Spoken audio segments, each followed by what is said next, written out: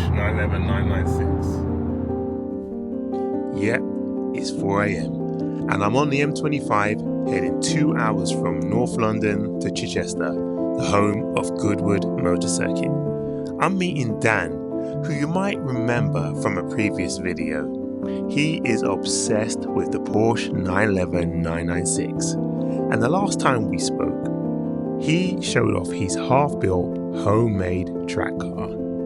Dan promised me a passenger lap once the car was ready, and today is that day.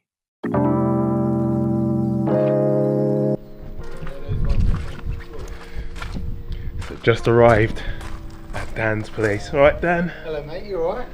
Good man, how you doing? Yeah, not bad, but good to see you mate, good to see you, you alright? Yeah man, Early doors, it looks like 3 a.m, doesn't it? Yeah mate, I had to come round the M25 and they closed it, so I had to go through like I passed McLaren, like That's literally crazy. I don't know why you went that way, but obviously they're closing motorways, not that they're working on I think they closed like the M25 and the A3 or Oh something. my days. Yeah. Oh, you're here now.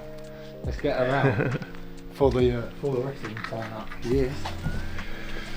The 2996s. So this is a different one from what you filmed last time, and then there's the finished race car, yeah. So this is the one that we're taking out. Yeah, DTC. There's they're all done, ready to go, all nice and clean. Won't last like that for long. But yeah, they're obviously with the carbon roof on now.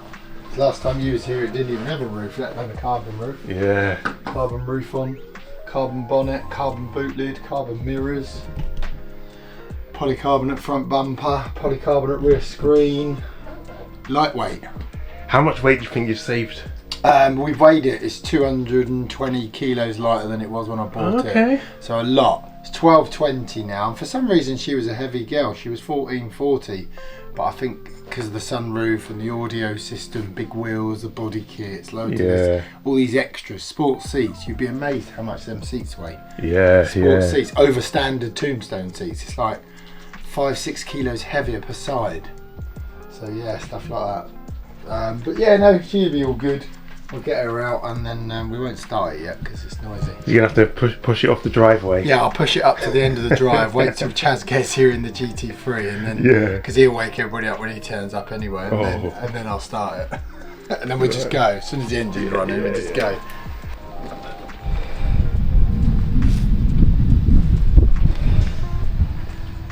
She comes. It's cool, doesn't it? Yeah. Yellow racy headlights. Since the last time we saw it. Yeah, well the last time you saw it, it was under the cover around the back. It looked right mess, didn't it? So you built this all in your garage? Yeah, built this in the garage. It's all built in here.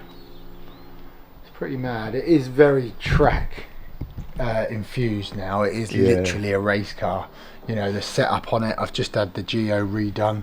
It's got 2.35 negative rear camber, 2.15. That's pretty aggressive. Way too aggressive for the road. It just wear the inside of your tyres out. You can see it from here, the camber. When you can see the camber on a car, you know it's aggressive. But yeah, just lighter, bigger brakes, much bigger brakes now. Panamera Turbo S rear brakes on the front of the 996. Rear brakes? Rear brakes on the front of the front car, so they put a spacer behind the brake which brings the disc out, and then you have another spacer that brings the caliper out, and then it's got padded RS29 pads which are ridiculously expensive, but they're made of a material that's just, I mean, even to rub your fingers over them, it wants to take your flesh off. They're proper grippy, and it is, I mean, it will, as a passenger, it can put you through the dashboard, you know, it's proper one tap of the brakes and it's there. So, how long do they take to warm up? Say when you... No, they're pretty instant. Like the end of the road. I mean, obviously they're going to be scrubby now because I've washed the car yesterday, so you've got a bit of surface build up, and obviously all the lubricants I've sprayed under there would have gone on the disc, so that won't be much good for it. But it'll burn off quite fast. But I think realistically, once you're out on track, you've got to give it a good few laps to warm all the oils up, warm all the joints and all the bushes up before you start hammering it. But yeah, I mean, it's a track car. It is really, I've tried to build it, you know, I'm kind of going down the lines of a cup car now. Copying what they've done, although it'll never be a cup car, but just a road legal version, I suppose. It's quite a mean thing. The tyres, Toyo 88Rs. So these are a semi-slick. They're not a normal compound tyre. There's one there. They're literally, they don't have a lot of tread on them to start with when they're new. So you see that? They're just smooth with some water grooves to get the water out, but other than that, oh mate, it's a good thing we've got a dry day today. Yeah. It's been like raining all week. They wouldn't be fun in the way.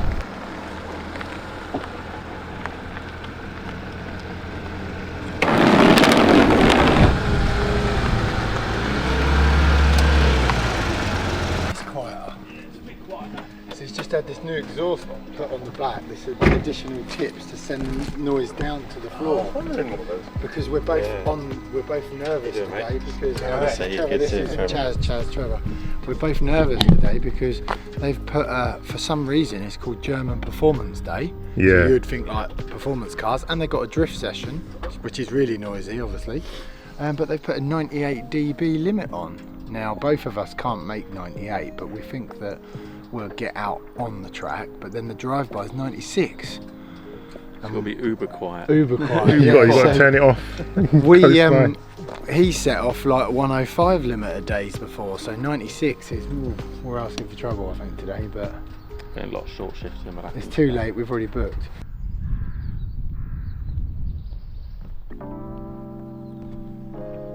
Text him on the phone.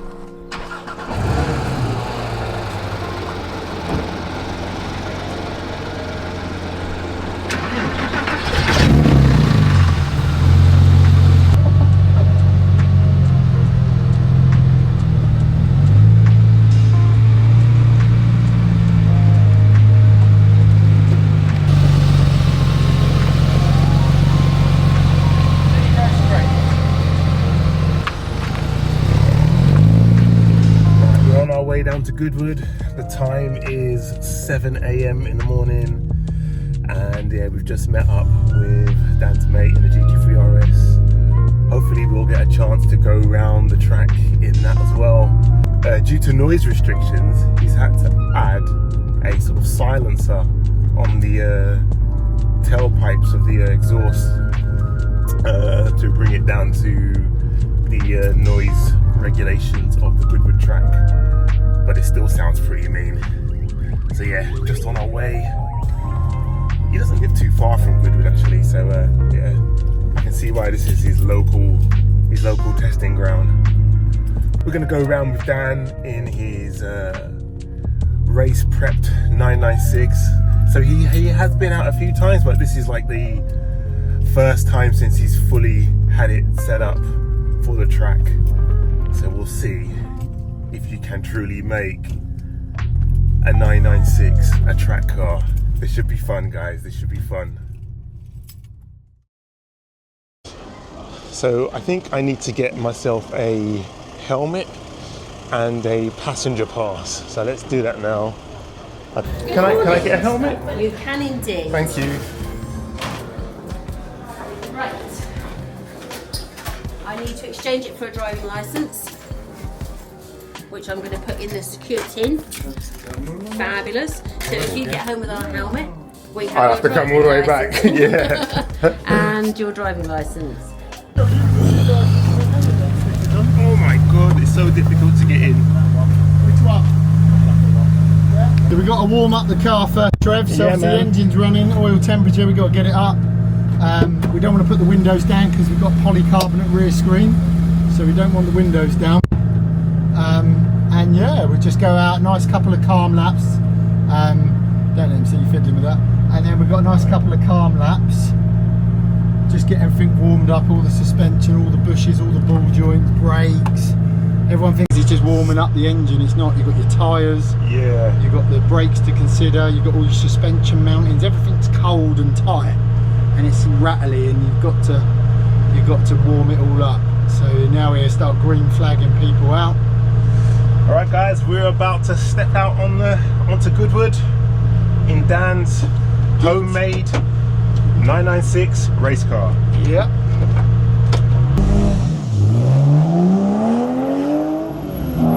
Guys, I just got to apologise. I couldn't tether the camera to the windscreen because I had nothing to secure it to, and Goodwood doesn't allow you to mount cameras if you can't tether them. And then the camera on the rear, it was just too far back. I should have mounted it a bit further, but yeah, apologies guys. Right here, first out of the pits. We'd be normally running wider there and we're cut straight across where those tyre marks are. Yeah. See this corner here, no name? I can take that 125 mile an hour. Really? Yeah.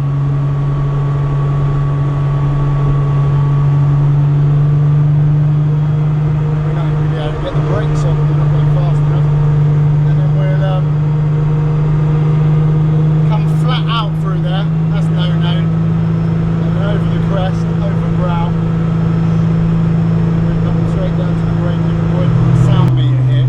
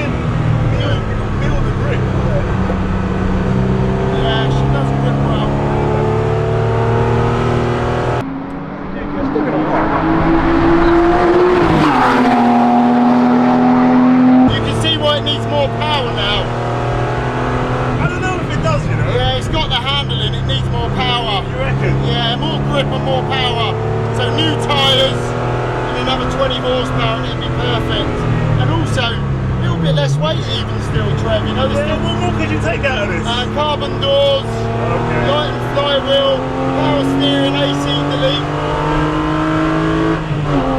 We're lapping the E46 M3. How much do you reckon you can save with all that weight loss then? It'll be 1150 kilos.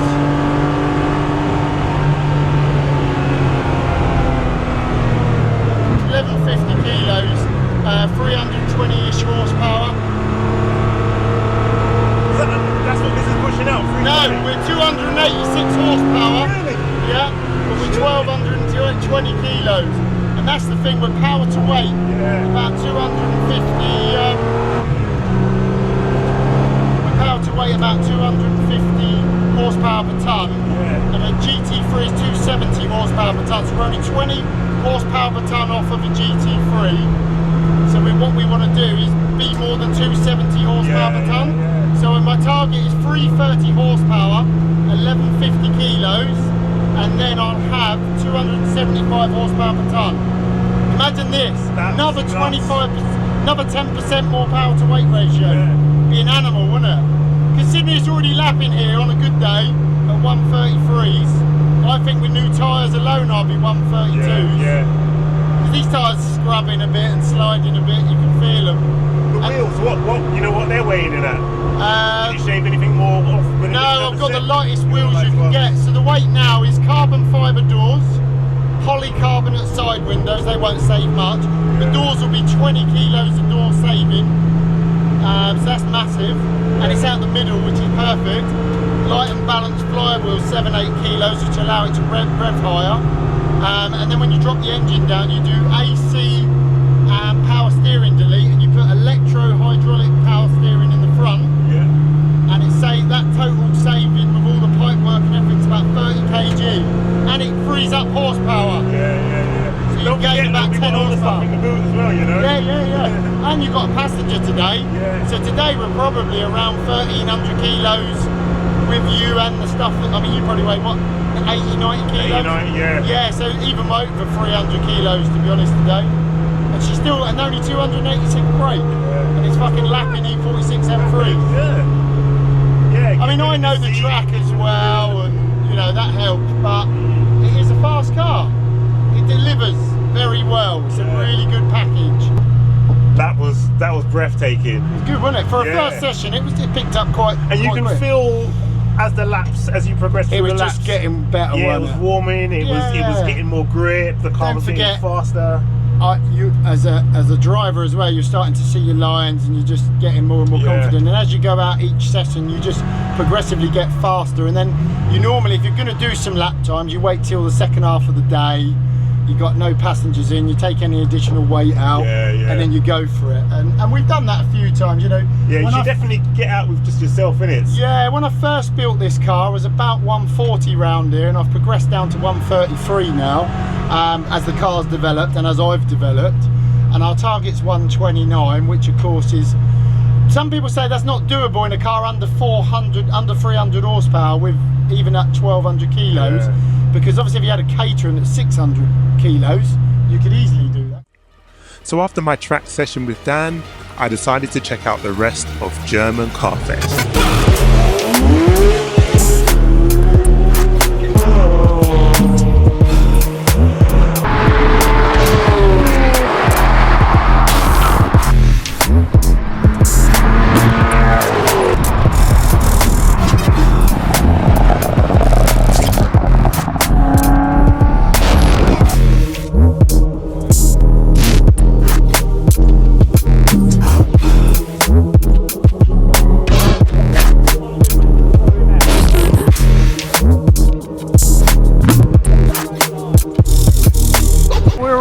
Mate, so Chaz's car's gone bang, the GT3 RS. No. Yeah, that's gone bang, and I've got a wobble, a horrible wobble. Yeah. As you go over 100 mile an hour, it just gets worse, and the faster you go, well, that's what I thought I had a puncture. That's what it felt like on track. When I came back in, we checked the tyres, tyre pressures were still all right. They had jumped, so I let them back down. Yeah. Got underneath the car, everything's tight, everything seems good. So I went out on the road and done a road test, and it felt fine. So I went back out, exactly the same thing again. As soon as you start to build up pace, get over 100, something's not right on the back end. I'm hoping it's just the wheel weights come off the rear wheel, the near side rear wheel, because there's a lot of wheel weights on the offside rear wheel and not very many on the near side. It's good there. At the end of the day, I'm not going home on a transporter. Exactly. It's driving and running, so just quit while you're ahead. Yeah, too right, man. I think it's the right thing. Yeah. Right, see you later. Dude. Yeah, take it easy. Yourself, man. I'm on holiday tomorrow, so alright, man. I'll let you know when the video's up. Yeah. Alright, dude. Catch you later. Yeah. Right guys, that's all we got time for. Thank you so much for watching. I hope you enjoyed this one. Big massive shout out to Dan for taking me out in his car today. Amazing day. Had a great time down at German Car Fest. You can follow Dan on Instagram, Dan Timeless Classics, and you can also follow myself on Instagram, Rolling Slow Media. Anyway, until the next video, see you then. Take care. Peace.